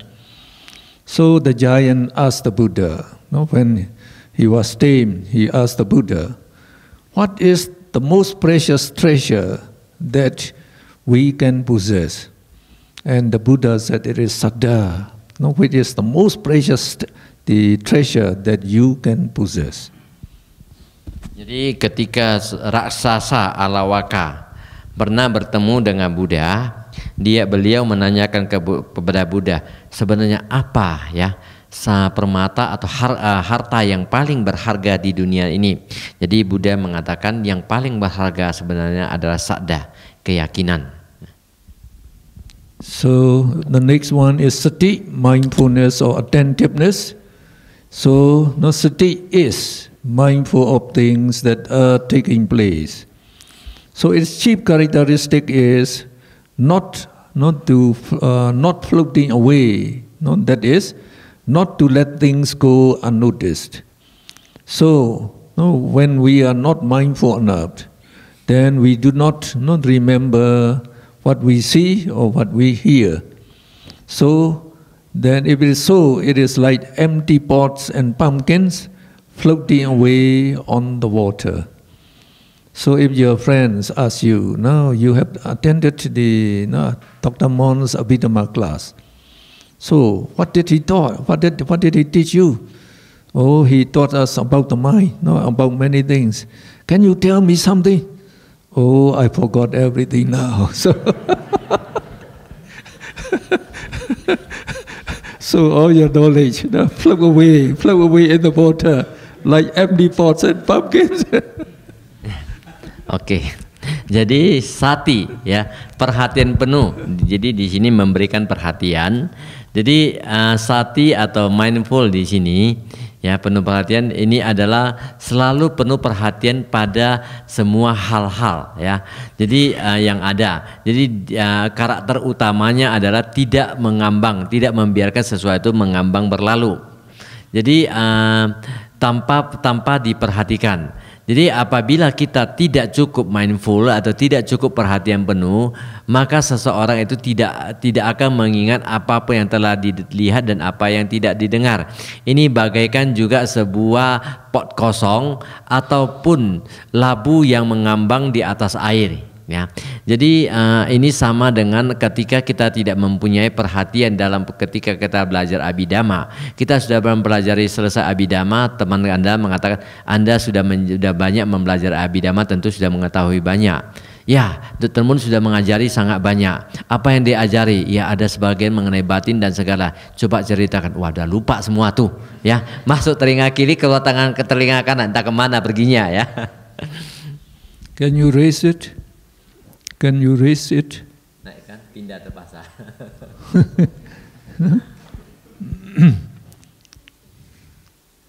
Now the Buddha, no, he reminded his disciples, no, the bhikkhus every day.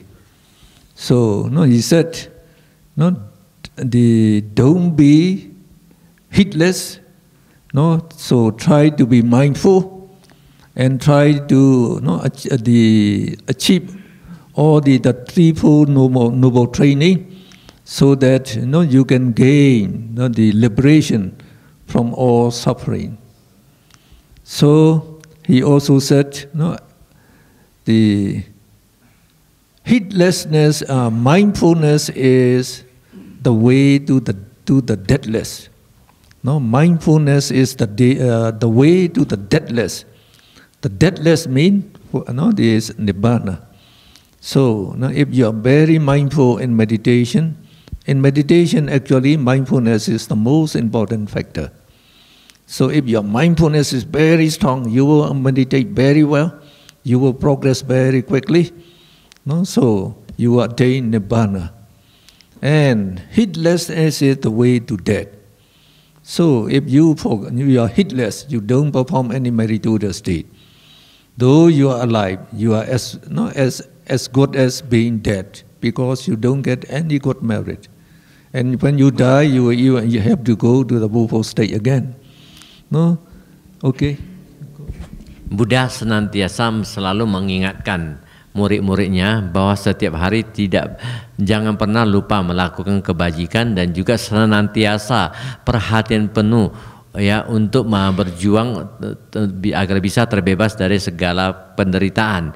Jadi artinya kita mengajak muridnya harus selalu mengikuti tiga tahapan pemurnian. Jadi supaya bisa mencapai ke pembebasan. Jadi Buddha ada memberi contoh bahwa apabila kita cukup mindful, maka itu adalah jalan menuju kekekalan atau ketidakmatian, tidak akan pernah mati.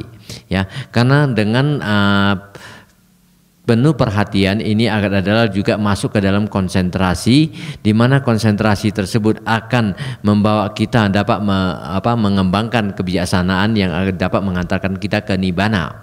Namun apabila kalau kita tanpa penuh perhatian atau di sini tidak perhatian, ini adalah jalan menuju ke alam penderitaan atau kematian di sini. When we undertake meditation, we should observe the 8 precepts, and also we call the Indriya Samvara Sila. So the guarding your the 6 sense door. So by being mindful at the 6 sense door, you should note what you see and what you hear. And you just when you see something, just reflect, seeing, and don't take the detailed feature of the object or the person. If you hear something, just reflect, hearing, and don't take notice of what that person is saying, something like that. So if you take the detailed features, it's like you see the opposite sex and he is very handsome or she is very beautiful, then you will develop craving and greed. And then when you hear something, you are inside, they are talking ill of me, then you will develop the evil. So that means the defilements can go into your mind through the sixth sense door. So if you cut them very well, so then they cannot come into your mind. So we say the sati is compared to a gatekeeper who stop thieves and robbers from entering the city. So sati can also protect our mind so that the mind is not robbed by the thieves and robbers.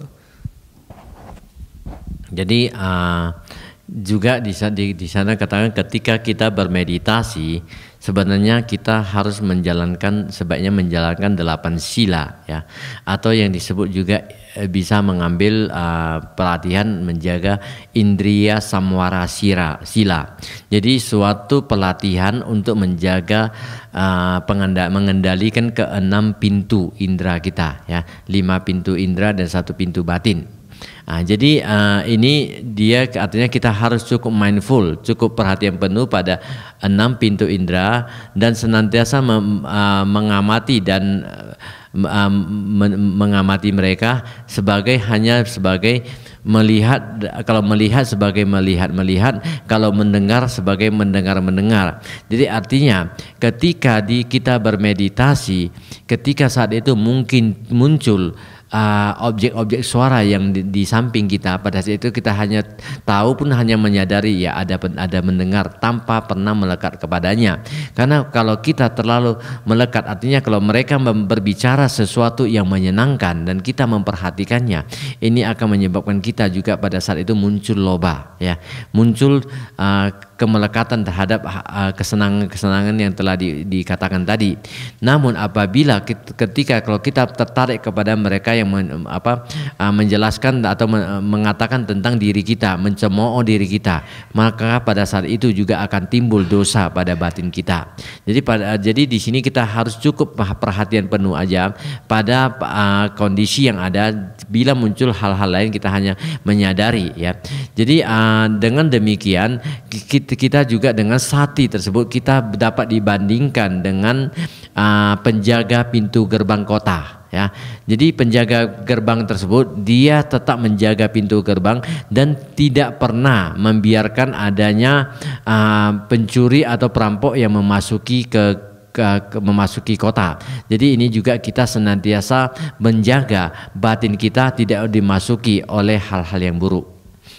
So when we have saddha, faith and confidence in the Buddha, so we will feel ashamed to perform evil actions, because evil actions are very wicked and low. So we shall feel ashamed. And also when we become we know about karma and result very well, then we will be scared and afraid to perform evil actions, because the evil, the result will come to us a billionfold. For example, we say like during the Buddha's time, the Dhammadinna was an arahat. He is very the good Dhamma teacher.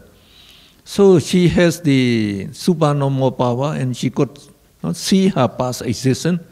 In one existence, she was the wife of a Brahmin. One day, a very close friend of Brahmin came to their house. Brahmin asked him to serve good food.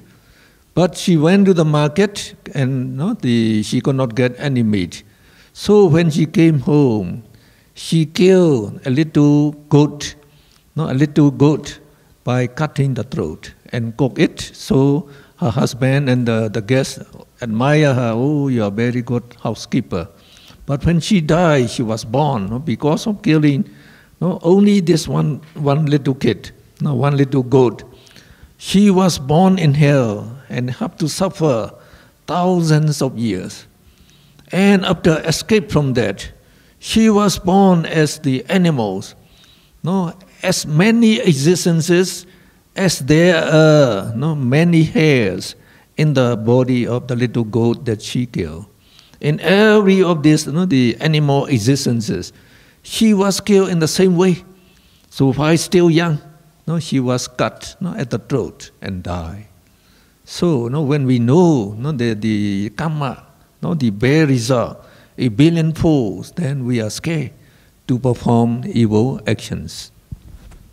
Karena mempunyai keyakinan yang tinggi terhadap tiratana kepada Buddha, Dhamma, dan Sangha, maka kita menjadi mempunyai rasa malu untuk melakukan hal-hal yang tidak bajik, ya. Juga karena kita mengetahui tentang karma dan akibatnya, maka kita menjadi takut untuk melakukan hal-hal yang buruk, karena kita tahu bahwa dengan melakukan perbuatan buruk kita akan menerima karmanya, ya. Karma buruk, akibat karma buruk tersebut bisa dalam jumlah yang sangat banyak, menjadi miliaran kali mungkin. Jadi seperti ada cerita di mana pada masa Sang Buddha ada seorang Brahma yang seorang arhat Dhammadina yang mempunyai kekuatan supranatural. Jadi beliau bisa melihat kehidupan lampaunya. Pada suatu kehidupan lampau, beliau pernah menjadi istri seorang Brahmin, seorang Brahmana. Jadi pada saat itu di mana suaminya ketika kedatangan tamu, suaminya mengatakan supaya dia menyediakan makanan buat tamu tersebut. Jadi dia pergi ke pasar untuk mencari sesuatu untuk dibeli, tapi ternyata sudah terlalu siang dan di pasar sudah tidak mempunyai apa lagi untuk dibeli. Kemudian dia pulang ke rumahnya, dia memotong seekor anak kambing, ya, dan menyajikan dagingnya kepada tamu tersebut. Jadi tamunya mengatakan, wah, luar biasa, makanan sangat enak. Anda mempunyai istri atau yang mengatur rumah tangga ini masakan makanan yang sangat luar biasa.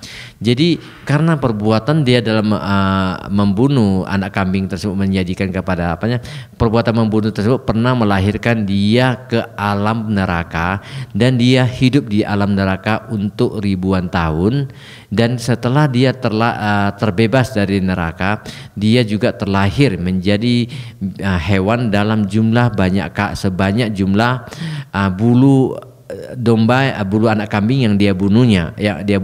Jadi sejauh dia menjadi seekor hewan, dalam setiap kehidupan tersebut dia senantiasa mati dengan dipotong lehernya. Jadi kalau anak domba itu mempunyai berapa bulu, ya kita hitung-hitung deh, leher itu dipotong berapa kali, ya. Oke. So the next one, number 5 is alopa, which is the opposite of lopa. And we give this the meaning as greedlessness and non-craving and non-attachment. Oh, we go to sati yet. The sati already finished. So alopa, greedlessness, non-attachment, and generosity. So, it does not attach to any sense objects. And it is greedless, it does not want to get money or wealth, etc. As water drops run off a lotus leaf when the rain falls, and the water when the pour on the leaves of the lotus plant, they just slide down without attaching to the lotus plant, the lotus leaf. And alopa also runs up the sensuous objects without adhering to them. So we say, in this sense, alopa is like an arahat. And so, arahat has no greed at all and does not regard anything to belong to him. So when one is not attached to one's possession, one can give away one's money, wealth, etc. in donation. So we say alopa manifests itself as generosity. And all alopa is the opposed to lopa, and it can overcome lopa. So we do develop this alopa, we practice alms giving. So when you can donate generously, then lopa cannot overwhelm your mind anymore. Ya, sekarang nomor 5 aloba, ketidakserakahan, tidak melekat dan murah hati. Jadi ketidakmelekatan kepada objek indera, tidak ada keserakahan adalah merupakan karakteristik utama daripada aloba. Dia bagaikan air yang mengalir di atas daun lotus ya, dalam teratai dan senantiasa selalu mengalir tanpa pernah melekat kepadanya. Jadi aloba juga berjalan demikian, dia tidak pernah menaruh melekat kepada objek kesenangan indria tanpa melekat kepadanya. Jadi ini adalah merupakan ciri daripada aloba, di mana arahat tidak pernah serakah terhadap segala sesuatu dan tidak pernah menganggap segala sesuatu itu menjadi miliknya. Jadi ketika seorang tidak melekat kepada kepemilikannya, dia dapat memberikan uang dan juga dapat berderma. Jadi ini di sini aloba mewujudkan dirinya sebagai suatu kemurahan hati. Aloba dia bertolak belakang dengan loba, sehingga dia dapat mengatasi loba. Ketika kita tidak mempunyai sikap aloba, maka kita dapat berdana dengan kemampuan dan dengan berdana tersebut pada saat itu kita dapat kita tidak menjadi loba, ya, kita menjadi murah hati. Jadi ini adalah satu daripada 3 akar yang bajik yang mempunyai kebajikan yang kebajikan yang positif, ya.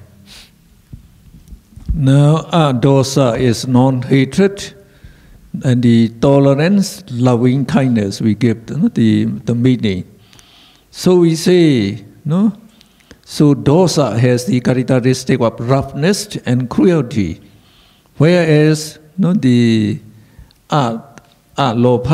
dosa has the characteristic of mildness and forgiveness, and then dosa is like an enemy, whereas dosa is like an agreeable good friend.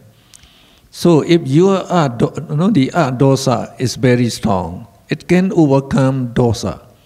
No, even like someone insults you, or like a mosquito bites you, you don't feel angry anymore. No, you don't feel angry anymore. No, when a mosquito bites you, if you can make wise reflection, you can develop moral minds. No? So if you get angry, already you get immoral minds. So you can make wise reflection. Oh, this mosquito must be very hungry, and as he needs food now, he comes to take just a little drop of blood from me. Well, if I can donate this one little drop of blood, so it is more the meritorious, more precious than donating $1 million. So it is good for me to donate. So, and this mosquito might also help his wife and his children. If I kill him, so his wife and children will be very sad and weeping. So let him be happy. So let it go. So when you can let go, so that means like that. When a man insults you, you say, oh no, this one no. He comes he was angry with me, with no cause actually, and actually I do not exist. He does not exist. Only anger in him is making these angry words. So if I become angry, I become more foolish than him. So I also develop immoral minds. So the immoral minds can send me to the woeful state. Now, as he is having immoral minds, when he dies, he will go to the woeful state. I need not do anything. So if you can reflect like that, you will not angry with him anymore. No? Okay. Okay, adosa. Ketidakbencian, toleransi dan cinta kasih. Jadi dosa tersebut dia terbalik dengan kemarahan atau dosa, sehingga dia dapat mengatasi dosa tersebut. Jadi dengan ketidakhadiran kebencian dan kebencian di sini, dia menjadi sebuah kebajikan yang bersifat positif. Jadi dosa kita ketahui memiliki sifat kekasaran dan kekejaman, sedangkan kelembutan dan penuh kepemaafan adalah merupakan sifat utama daripada dosa. Adosa. Jadi dosa ini bagaikan enemy, sedangkan adosa bagaikan teman yang sangat baik. Jadi sehingga kita mempunyai sebuah toleransi atau kanti di sini, sehingga kita mempunyai sifat memaafkan, ya. Jadi memaafkan itu adalah sangat agung, ya, karena ini adalah sangat baik dan sangat membantu. Jadi artinya bahkan ketika kita mempunyai penuh kepemaafan, ketika seseorang menghina pun kita akan memaafkan dia, tidak apa-apa. Ataupun ketika seekor nyamuk menggigit kita, ya, kita jangan timbul kemarahan, kita juga harus berpikir dengan refleksi yang positif bahwa nyamuk tersebut dia hanya menggigit saya dan hanya mengambil darah saya 1 tetes saja kok, ya, tidak apa-apa, saya berdana buat beliau, ya. Jadi kalau saya bunuh dia sebenarnya halnya akan akibat dia juga mempunyai anak dan istri, tentu anak istrinya akan menangis katanya, ya saya maafkanlah beliau, ya. Jadi dia menggigit kita, ya. Jadi ya biarin berdana aja kayak gitu, ya. Now when a dosa turns its attention to living beings and wishing all living beings to be well and happy, it is known as metta or loving kindness, and it is the one of the most beautiful qualities that we can possess, and that everyone in the world the practice the metta, loving kindness, then we shall attain lasting world peace, and we shall live very, very happily. Okay. Ketika dosa dia menjadi sebuah perhatian kepada makhluk hidup, jadi kita mengharapkan mereka bisa hidup bahagia, ya, baik dan bahagia, dan ini dikenal sebagai metta atau cinta kasih, di mana ini adalah merupakan kualitas yang sangat baik yang menuntun kepada kedamaian dunia. Ini pasti apabila kita bisa mencapai akan membuat mencapai adanya kedamaian dunia bagi setiap orang yang mempraktekkan toleransi dan cinta kasih. So we take tea break for half an hour. Ya, istirahat setengah jam, ya.